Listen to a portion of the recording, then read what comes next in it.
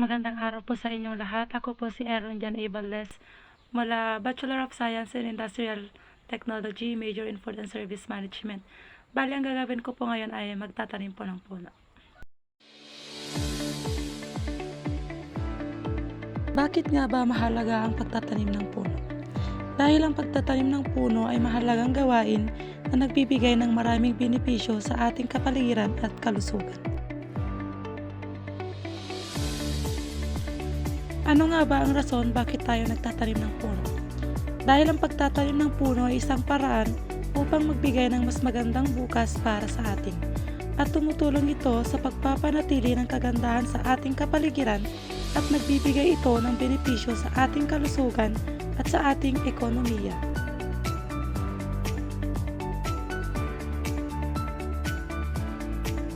Ano nga ba ang layunin ng pagtatanim ng puno?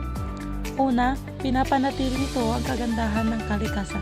Pangalawa, nagbibigay ito ng oxygen at nag-aalis ng carbon dioxide. Pangatlo, pinoprotektahan tayo nito sa pagbabago ng klima. Pang-apat, pinapabuti nito ang kalidad ng hangin at tubig. Panglima, nagbibigay ng tahanan sa mga hayop. Pang-anim, nagbibigay ng produkto tulad ng kahoy, prutas at iba pa.